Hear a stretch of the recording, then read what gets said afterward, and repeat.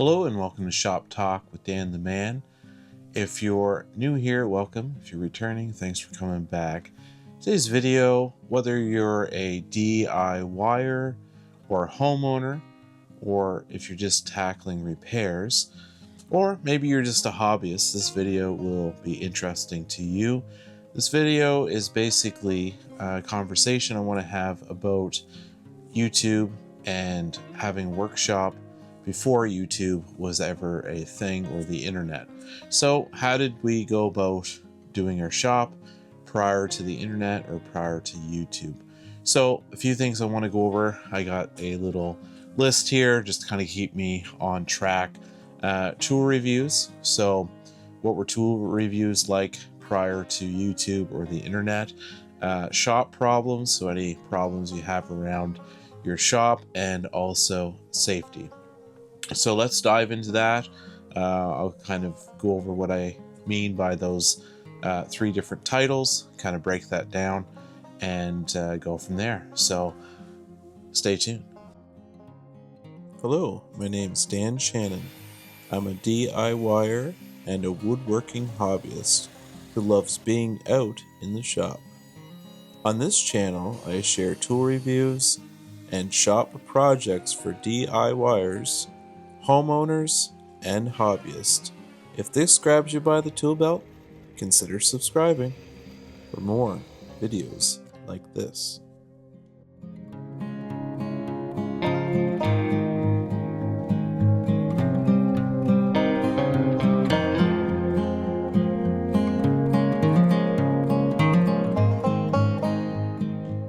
Okay, so the first thing is tool reviews. So if you're familiar with my channel, you see I do a fair bit of tool reviews, and you also see me do hands-on for tool reviews. So before YouTube or before the internet, what did tool reviews look like? Well, basically, the only tool review you had is if you had a family member or if you had a friend that had a tool and you went over to their house and they're like, hey, I just picked up this material saw. What do you think of it? And basically you would look it over, you would see them use it, they would give some stories and some praise on how it worked, their different features to the tool. Other than that, you were kind of on your own. There was no information. You could go to the store, kind of read the box and compare notes that way. But for the most part, it's like if you had a friend who's like, yeah, Rigid's amazing, DeWalt's amazing, Milwaukee, etc. Fill in the blank for the brand. The drill is incredible. It can drill through anything. That was the information basically you had to lean on and work with for your shop. So sometimes your budget would get in the way, because if you weren't someone that was a professional and you talked to someone that was professional, the budget might be a concern because your friend might do it for a living. So if he's doing it for a living, clearly he needs a top-notch or high-end tool to perform the day-to-day jobs on the site. So maybe you're just a hobbyist, or you're just a homeowner that wants to do a couple repairs. You might not need the bread and butter of the industry, but if you don't have the knowledge, which YouTube brings to our TV screens, our phones, computers, to give us that information now, but prior to that, you were kind of on your own in a lot of ways. So that's an amazing leap that the internet and YouTube has created for us. Whether you're starting off, whether you've done it for years, it's basically a really cool way to connect, get information on tools, and get the tool that you need versus just chatting around and finding out through kind of trial and error. Maybe you get a tool that is a cheaper tool and you go to use it and it burns up on you. I had a tool years ago. I did a whole floor, countersunk a whole floor to get the squeak out, the subfloor, and basically the tool started smoking. I won't say what the brand was, but basically I figured out through trial and error it wasn't a tool for me. I needed something a little bit more powerful, a little bit more metal parts on the inside, not cheap plastic. So trial and error is basically how I learned with the tool side of things. And I'm sure you guys have stories, lengthy stories about how you've used tools in the past. Didn't have anyone online saying this, that, and the other about it. No hands-on. You basically bought it and realized it wasn't the right fit. So that's a huge pro, having YouTube and the internet. The other thing I want to focus on is shop problems. So a lot of times, it might be in the shop or outside the shop, either or, you run into an incident or an issue. So what do I mean by that? We'll take outside the shop. So say your deck on your house is failing and you need to replace the deck boards or the floor joists or the risers for the steps. At some point, a lot of that will rot out and you have to replace it. Well, growing up, my dad had a friend he relied on for certain repairs. He had books and stuff, and of course, if you had TV, you had people like Norm Abram, This Old House, so on and so forth, to guide you through some of these DIY options, or maybe even had a friend like my dad did that would come by and basically say, this is what you need to do. You need to put these floor joists this way, you need to have them this far apart, so on and so forth, and help through these shop problems or these outside framing issues. But if you didn't have that, which a lot of people didn't, or maybe you're younger and you didn't have anyone around, maybe your dad wasn't around or your grandfather to help you, so you kind of learned trial and error, which was good to help you build up your confidence, but it also could end poorly if you did a job very badly and it was a safety issue in the end. But the long and the short of it is, prior to YouTube and the internet, we had to rely on people around us, which I think was a really good thing, to be honest, because it built kind of that community, that friendship, and that overall, shop kind of family, if you will, because of that.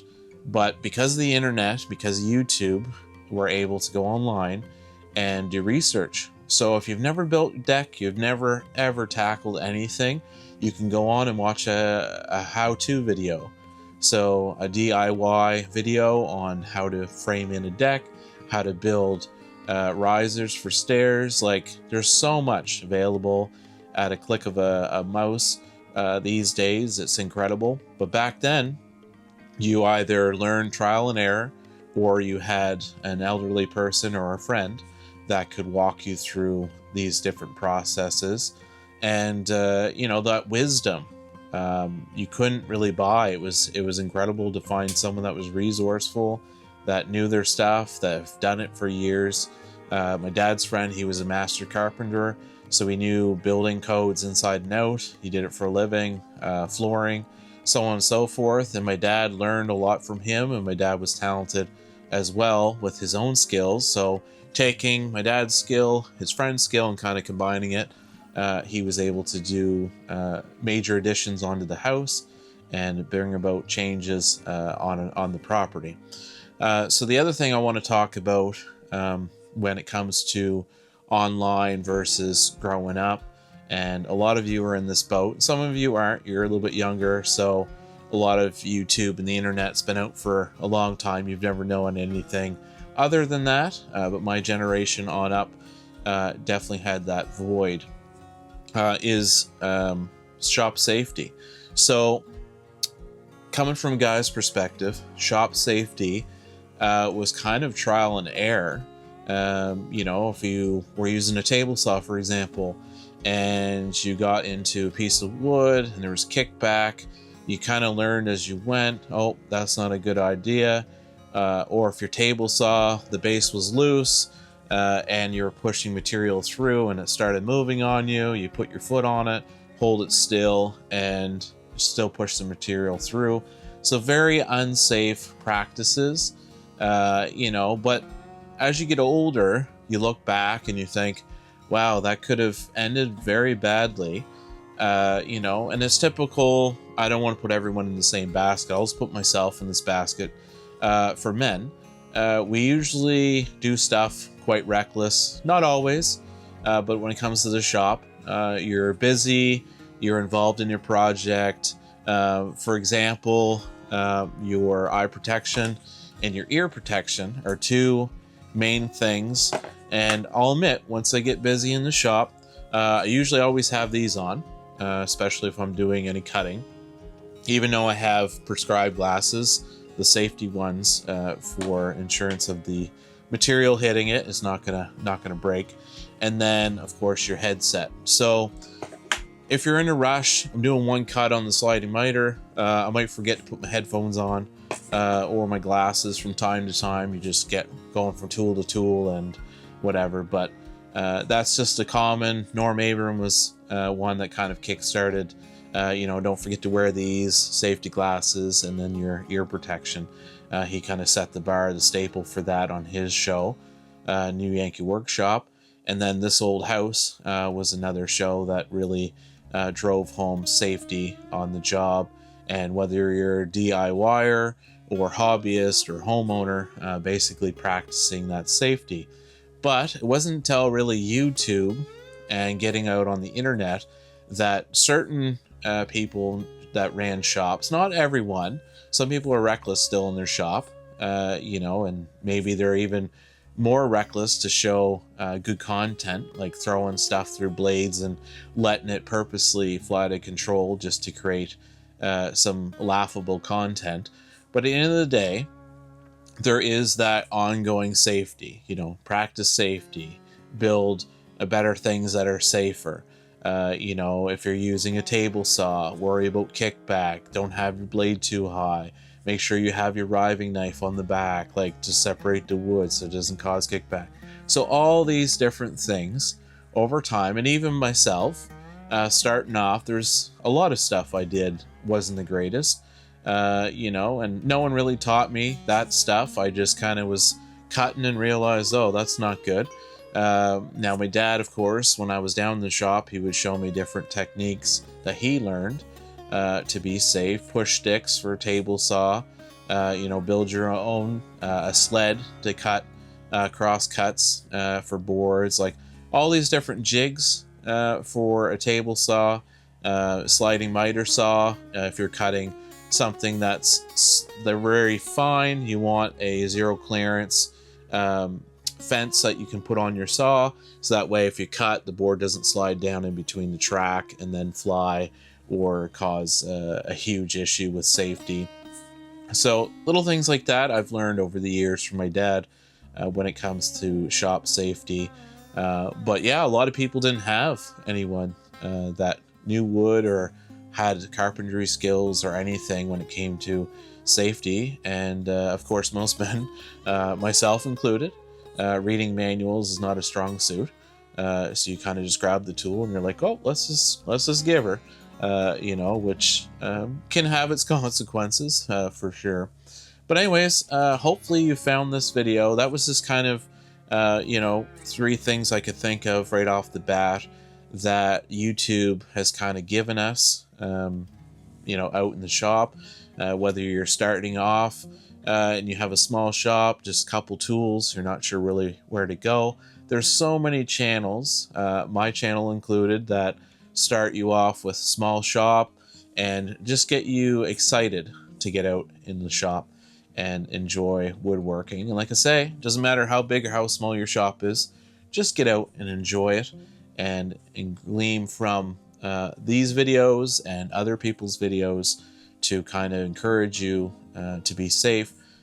Some practical things, tool reviews. I love to do tool reviews for people on my channel so they can see firsthand kind of what the tool's like and all that stuff. So I want to keep this video not too long. If you haven't already and you'd like to be part of the Shop Talk family, please click on that subscribe link down below. We'd love to have you on board. If you found this video helpful, please give me a thumbs up, a like, and as always, I will see you on the next one.